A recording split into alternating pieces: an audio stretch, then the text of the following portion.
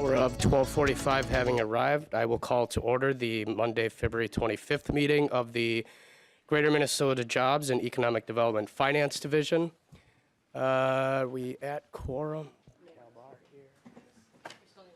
Okay, we are not quite at quorum yet, but I think we can still get started. And of the members who have bills on the agenda, I do see Representative Morrison here, so we can get started with your bill.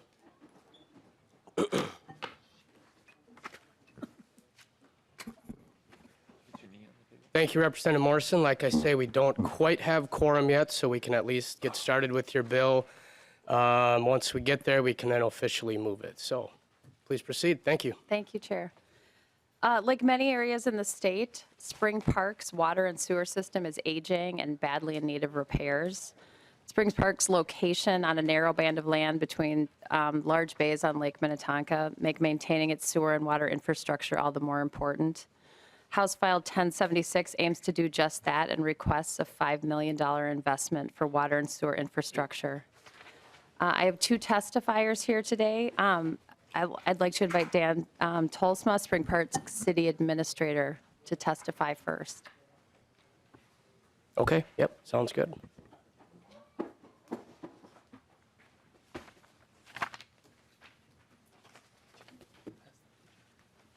Welcome to the division, sir. Please state your name for the record and proceed. Dan Tolsma, I'm the City Administrator for Spring Park. Thank you.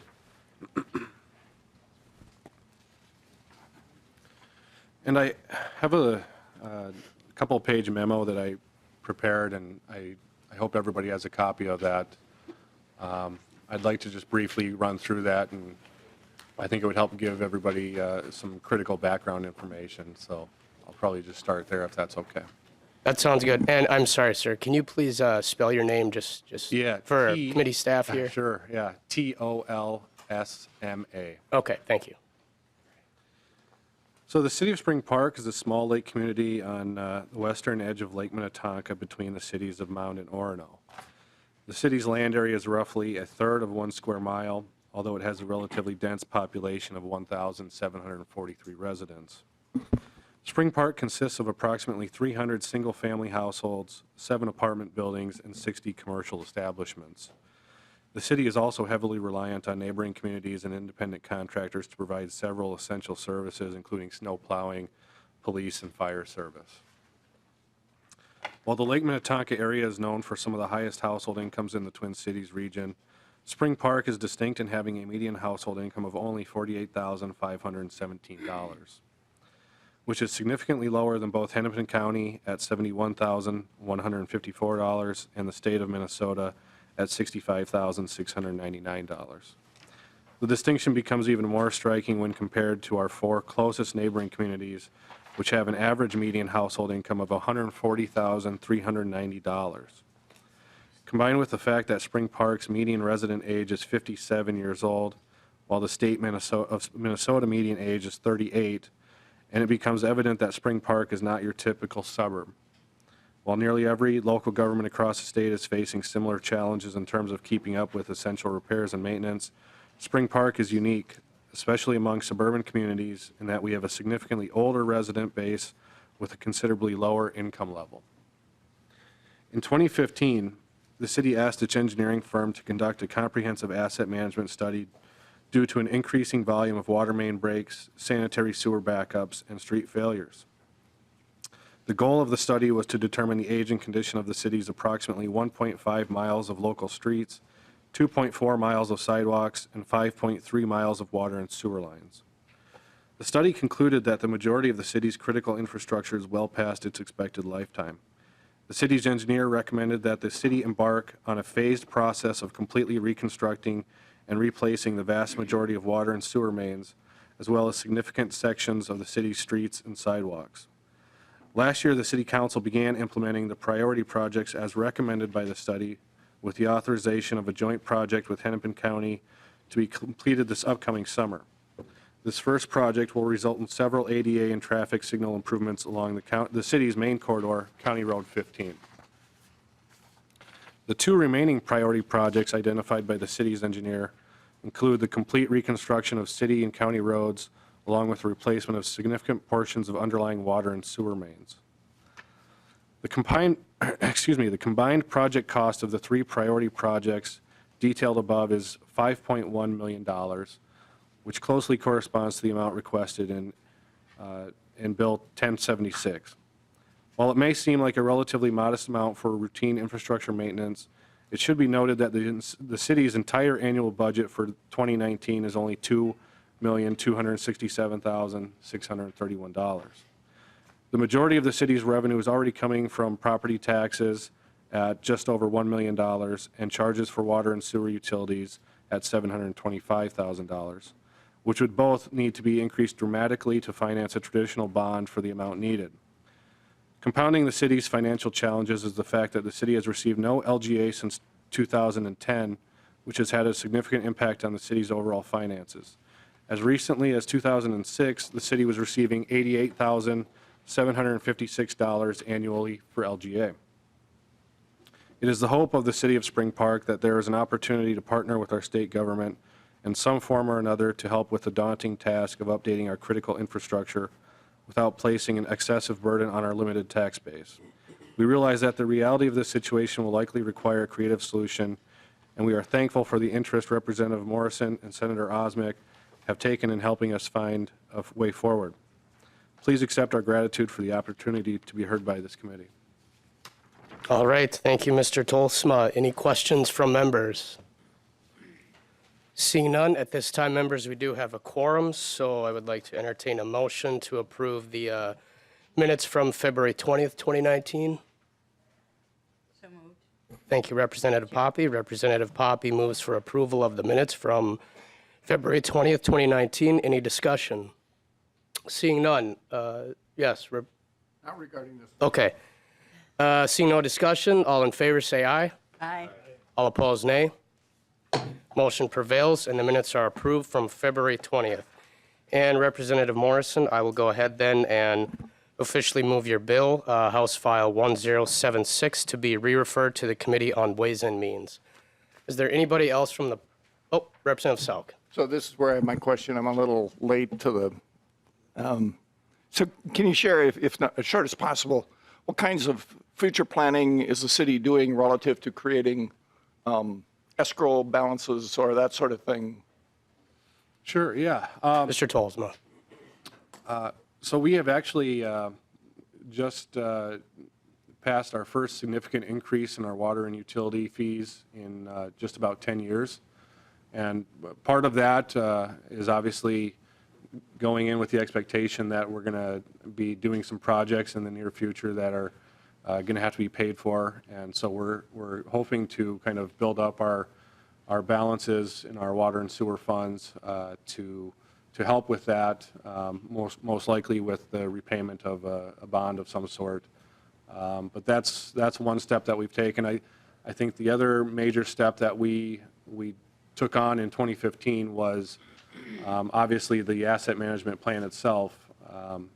And that was something that as a city we've been kind of talking about for several years before actually building up the willpower to do it. And so that in itself was a rather large accomplishment for our city, just to get that done and look at every piece of infrastructure in our city and give it some sort of condition assessment. And that would ultimately, the goal of that plan was to guide our future capital projects and to help us give priority to which areas would need it most. Representative Salk. Just a little more information from that then. Sure. With that plan, at what rate would you be able to control or have fiscal ability to do normal upkeep, maintenance, likely repairs, replacement? I mean, I've never yet seen a city pipe that isn't broken sometime soon. Yeah. Mr. Tolsma. I think we have the increase that we just recently passed was in the neighborhood of 20%, and we found that would give us somewhere in the range of $150,000 more a year into our water and sewer funds to help with the ongoing depreciation of our capital infrastructure. The problem becomes when we're also looking at street and sidewalk repairs. For that, we rely on our general fund. And as I noted in the memo, our general fund is just over $1 million, or our levy. So if we need an extra $100,000 out of that, that's, a 10% increase, with just rounding numbers off.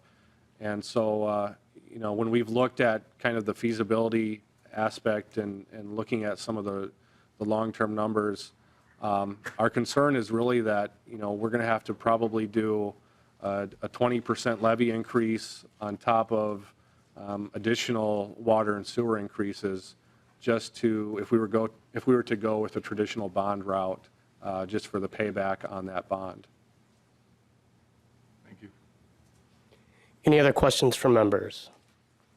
Seeing none, this is a public hearing. Is there anybody from the audience who wishes to testify for or against House File 1076?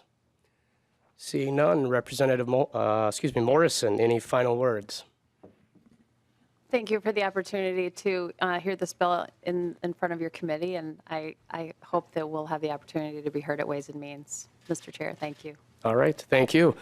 Members, I renew my motion that House File 1076 be re-referred to the Committee on Ways and Means. All in favor say aye. Aye. All opposed, nay.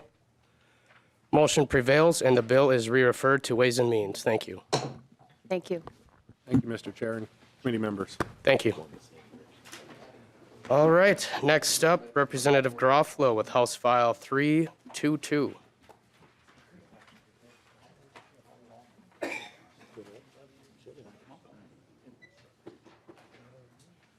This Lagarde was waving at me. It was like, well, I tell you what, the neighborhood sure has gone to the dogs. I'm in a committee chaired by Ben Lean. Good Lord. So far, we've been handling. I'm just kidding, Mr. Chairman. Good afternoon, members of the committee. If you could, Mr. Chairman, could you please move my bill for me? Yes, Representative Garofalo, I move House File 322 be re-referred to the Committee on Ways and Means. Yeah, probably did the order of operations wrong there. Get the chair to move the bill, then insult them. Don't insult them first and then ask them to do it, right? So. Treats help too, but Yeah, well, yeah, the treat. you might be beyond My that. treat is my 15th year here. How about that? Is that? So, Mr. Chairman, members of the committee, thank you for the opportunity to have this bill before you. As I'm sure members of the committee are familiar with, nothing new that you haven't seen in other cities. Many small cities in Minnesota are facing sort of a trifecta of issues with regards to their wastewater infrastructure plants. Number one, they're reaching the end of their planned life cycle from construction.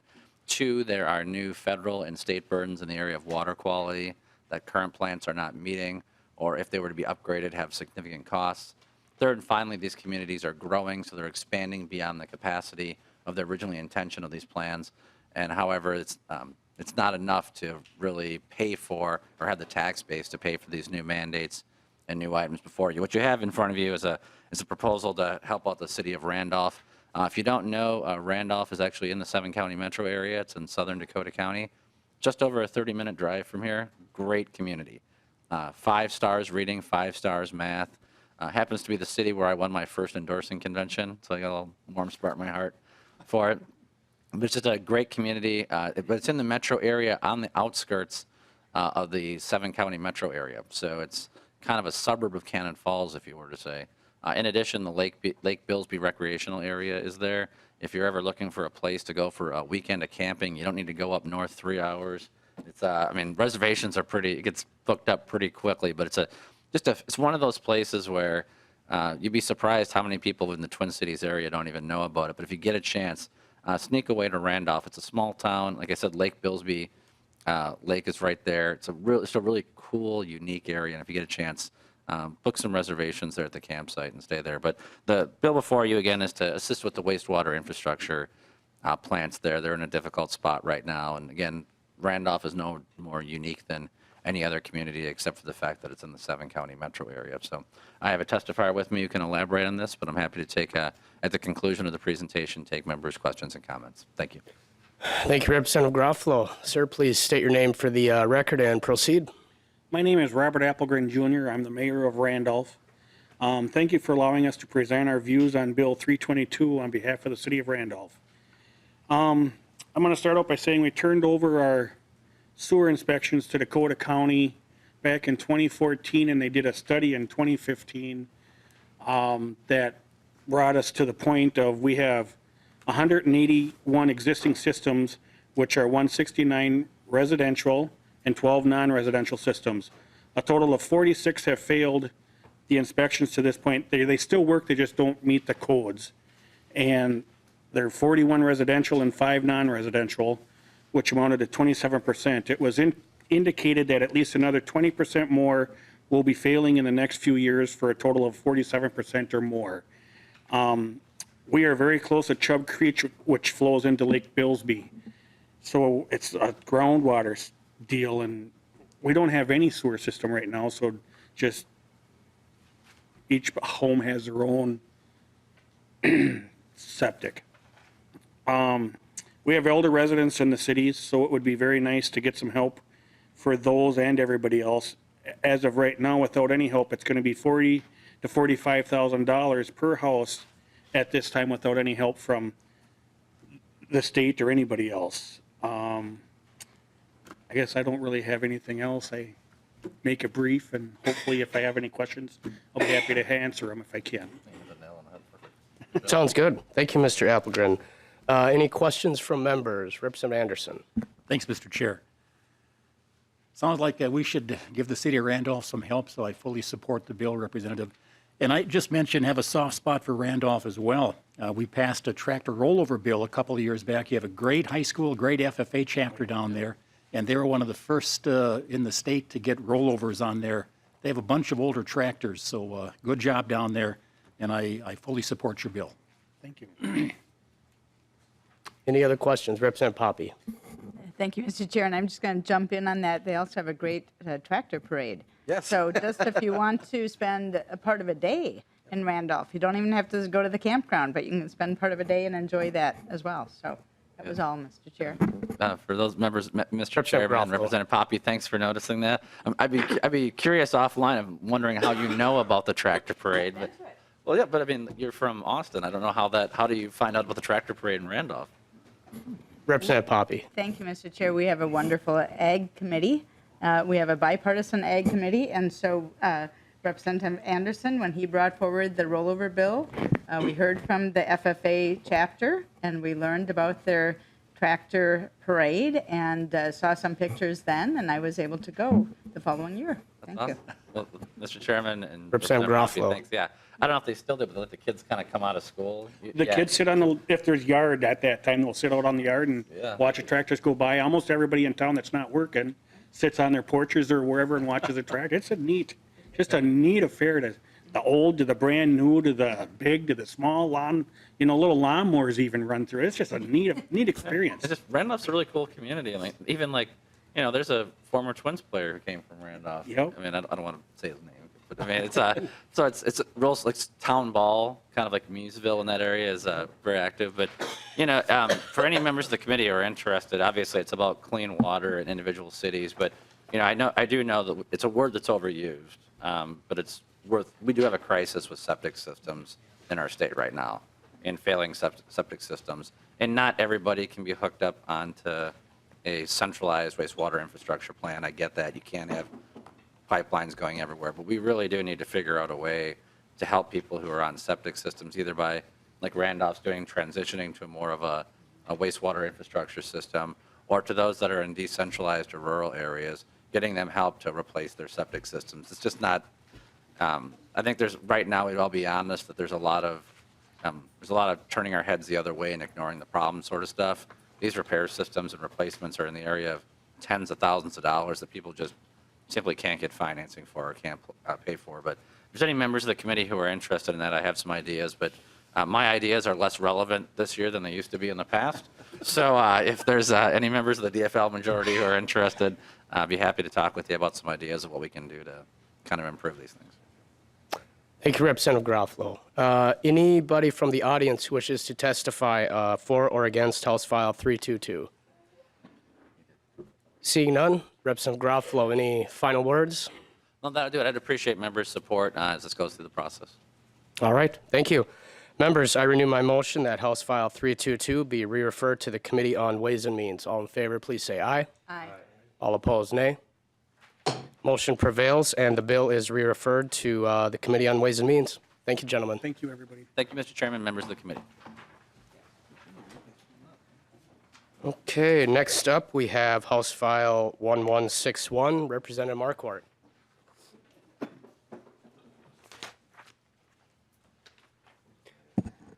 Welcome to the committee, Representative Marquart, and I will move your bill, House File 1161, to be re-referred to the Committee on Ways and Means.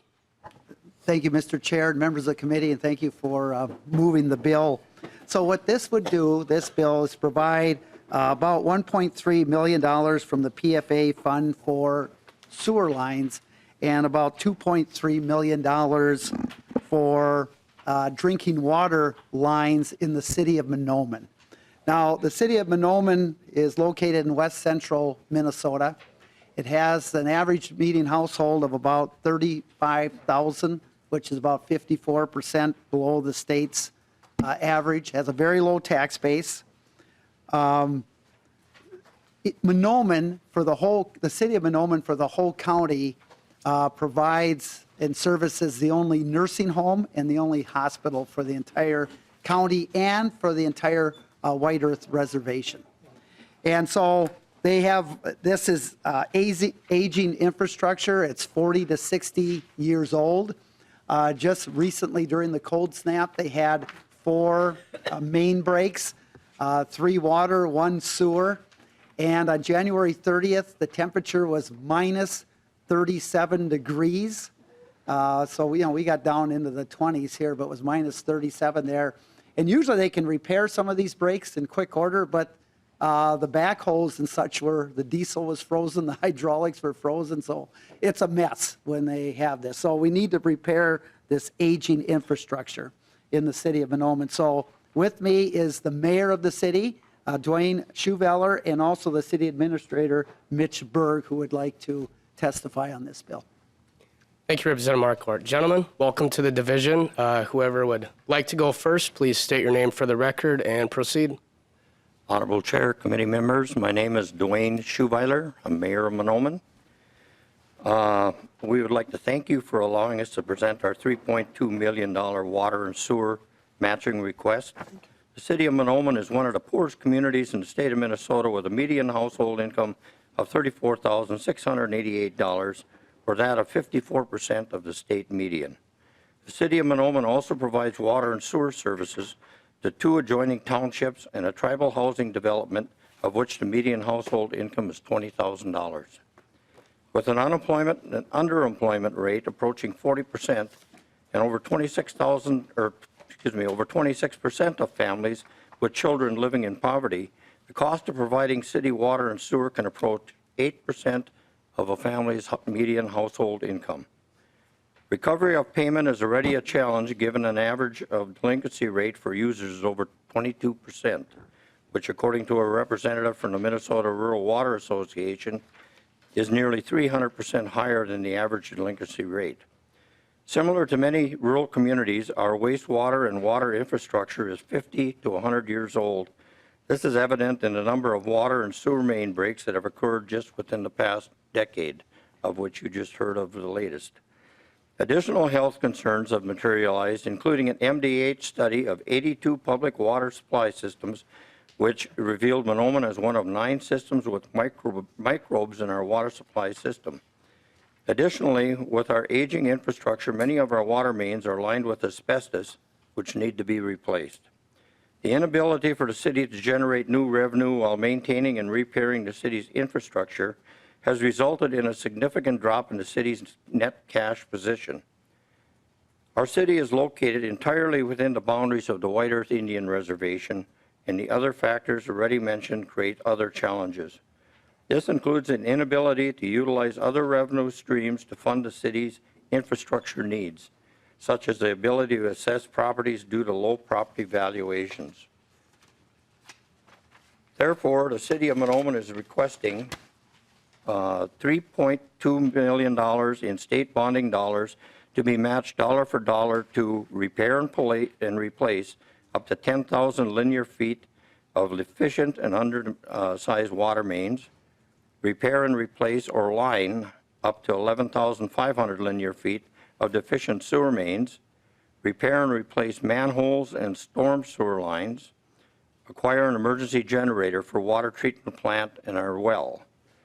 The request for state bonding will not only serve to benefit Mahnomen, but also those residents and businesses located within the White Earth Indian Reservation and Mahnomen County. Since the city provides critical water and sewer services to the only hospital and nursing home and other critical business and institutions, this bonding request will help to promote economic development, reduce disparities, and promote equality for the reservation and region.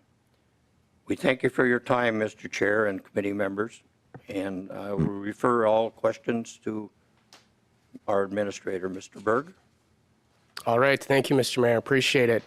Members, any questions? Seeing none, this is a public hearing. Is there anybody from the audience who wishes to testify for or against House File 1161? Seeing none, Representative Marquart, any last words on the bill? Well, I think the mayor laid out a lot of the concerns. This is a community that just doesn't have the tax base to be able to fund something like this, and it is an aged system that is breaking down quite a bit. So appreciate the committee hearing this and any consideration the committee would give towards this bill. All Appreciate right, that. thank you. Members, I will renew my motion that House File 1161. Mr. Berg, did you? Mr. Berg, Yeah. please. Thank you, Mr. Chairman. My name's Mitchell Berg, City Administrator from Mahnomen. I was asked to address a little bit about the PFA, Public Facilities Authority. We have in the past gone to the PFA, and if you can believe it, they have told us that we are not poverty eligible for any assistance. What makes Mahnomen unique is that roughly, I'd say 30 to 40% of our market value is tax exempt, which means that a lot of that property is held in some form of trust land, which is very problematic for us because of how the formula for determining if a community is eligible for a grant or not. If we were to exempt the federal trust land, for instance, we'd be eligible for up to a 60% grant through USDA. But because we have all the federal trust land involved, we're not eligible for any state or federal assistance. And so this is kind of why we have gone for this bonding route rather than through a PFA request. The other thing that I could quickly mention is that unfortunately, it did not come in time, but we can certainly give your committee LA this. We do have a letter of support from the White Earth Nation for this bonding request. They do understand that this is important not just for the community, but for the fact that the community is the largest community on the White Earth Nation. It's very important for them in terms of promoting equity, attracting and retaining economic development and business retention and growth. Thank you, Mr. Chairman. Thank you, Mr. Berg. That is helpful context just in relation to your local property tax base. And certainly, I would welcome any letters of support from that. You can send it to either myself or either of the committee staff here. We can talk with you after to get email addresses and things like that. So any other questions, members? All right, seeing none, I will renew my motion that House File 1161 be re-referred to the Committee on Ways and Means. All in favor, please say aye. Aye. All opposed, nay. Motion prevails, and the bill is re-referred to the Committee on Ways and Means. Thank you, Thank you, Mr. gentlemen. Chair and members. Thank you. Thank you, Mr. Chair and members.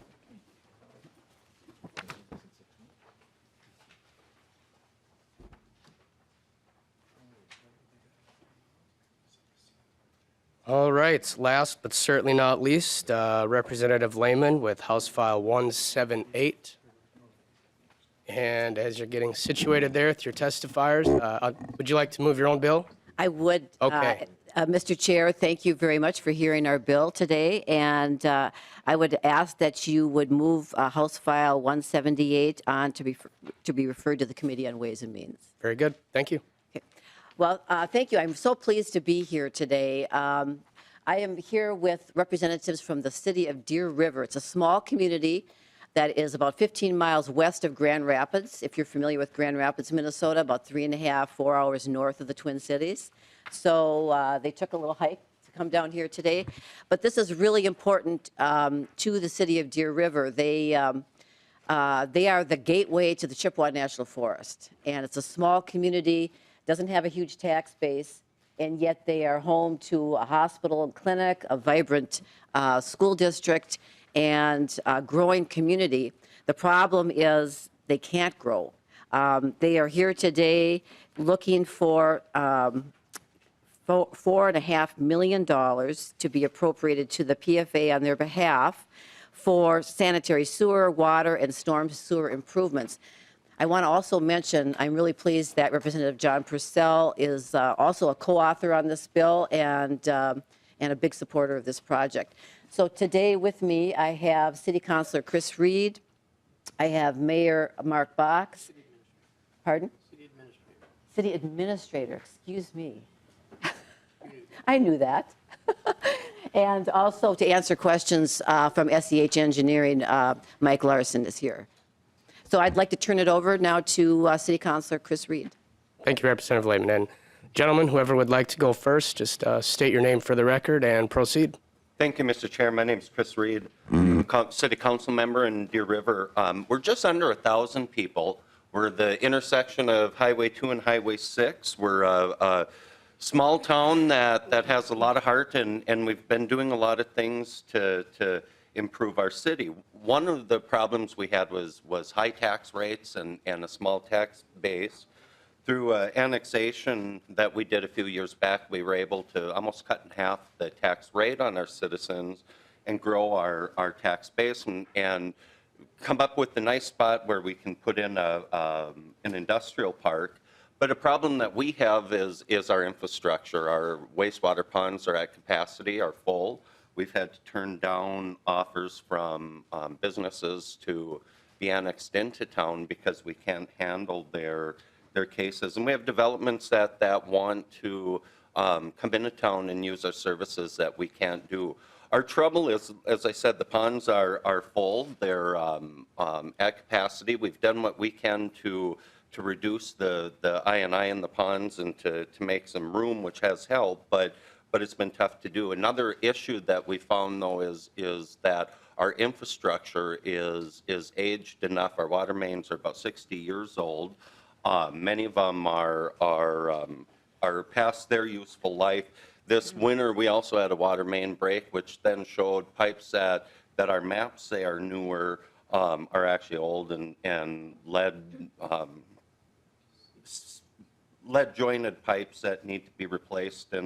And so we have quite a bit that needs to be done there. Our stormwater system and these projects together, we have about $9 million worth of projects that need to be done. And we're working with the USDA and the PFA and looking at doing these projects. At the same time, the city is on its own tackling some of the infrastructure issues. We just did a $3.5 million project this summer, and which did water, sewer, and roads, and in part of our town, the worst of it. But we're actually a city that's looking ready to grow. We have people that are interested in coming in, but we just can't take them. One thing that we have done to alleviate some of these problems, we did do a 25% increase in our sewer and water rates a few years back, and now we've been keeping up with the costs. We've gone from losing money and subsidizing those enterprise funds with tax money to actually building a small reserve. Just looking at Deer River, one of our big issues is tax base and a lack of it. The county's average median household income is $47,761. Deer River, we're $27,794, and so we're trying to get as much as we can get done without overburdening the taxpayers of the city. So I thank you for the opportunity to speak on this, and we've got more here if anyone has questions. All right. Thank you, Councilman Reed. And Mr. Box, did you care to provide testimony? Yes, my name is Mark Fox, City Administrator. Thank you for this opportunity. I just want to touch on, Councilmember Reed touched on that we have increased our rates. So we have a water and sewer system that is sustaining itself at this time. But we put together a plan, an improvement plan, a capital improvement plan in 2005. At that time, I was a city council member, not a city administrator, and we redid that plan in 2014. But what wasn't part of that plan, and it is coming into play, is some state projects that have been, we have State Highway 2 running through our city and State Highway 6. And in 2017, State Highway 2 did a total reconstruction. That added about $654,000 to our debt. And upcoming, starting this summer, 2019, 2020, we'll be doing about a mile of infrastructure under State Highway 6. And as Chris alluded to, that we had a water main break during that 50 below weather at the end of January. And we discovered that the water main that we hadn't anticipated replacing was in fact not what our city maps are showing as dated. It is old. It is actually half the thickness on the bottom wall than it is the top wall, and it's a cast pipe. And then we discovered they're all, as you said, lead sealed. So with that discovery, what's not in your packets right now, the $4.5 million, is an additional $1 million just to replace this water main. The city has taken steps, like we said, to make these utilities self-sustaining, and we've taken the steps to try to build a reserve. But when you have $30,000 water main breaks at a quite, every year, they're not all $30,000, but this one really added up. Being under the state highway, it adds to the whole dynamics of the thing. So the city right now is at about $5 million in debt. And to be quite honest, I asked the council this year to not do a project, just to see if we can get some help through the bonding bill and through USDA. Just for that reason, we cannot afford to continue to raise the levy, and to continue to have increasing debt, or we're going to be right back at being one of the highest tax communities in Itasca County.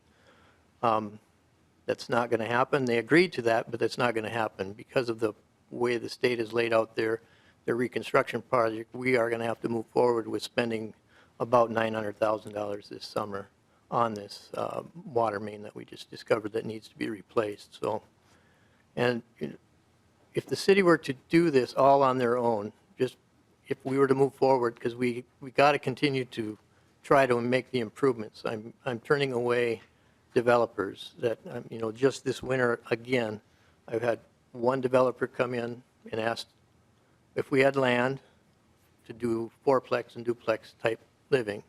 Yep, the city has the land. I had another developer come in, does the city have land? I want to do an apartment. Yes.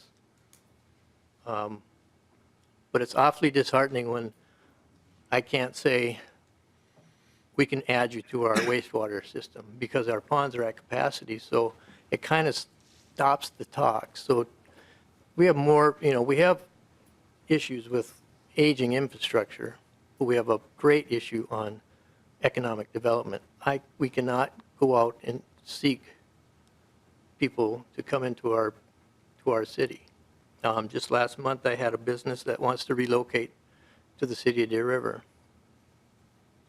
If they can't find existing structure and they want to come to the city of Deer River, I don't know if I can add that, but that's potentially 24 jobs that would come to our community. So we have a great need. We have great debt, and quite frankly, I would hate to see that continue to rise and put that burden on the taxpayers. If we were to do this $10 million or $9 million project and assess this out, we'd be looking at assessing each entity approximately $21,000. And quite frankly, that's probably more than 60% of the people earn in a year in Deer River. So thank you. I stand for any questions. All right, thank you, Mr. Box. Any questions from members? Seeing none, this is a public hearing. Is there anybody in the audience who wishes to testify for or against House File 178? Seeing none, Representative Layman, would you care to Just have like to some final comments? Yes, just like to again express my thanks, and I am really hoping that this is the year for Deer River. As you can see, they're pretty much on hold until they can move forward with this project. So I would fully support this project moving forward this year if we can do it. Thank you. Thank you. And would you also then like to renew your motion? I would like to renew my motion to move House File 178 onto Ways and Means. All right, thank you. Members, all in favor, say aye. Aye. All opposed, say nay. Motion prevails, and House File 178 is re-referred to the Committee on Ways and Means. Thank you. And members, with that, our business is concluded. Unless anybody has anything else for the good of the order, we are adjourned.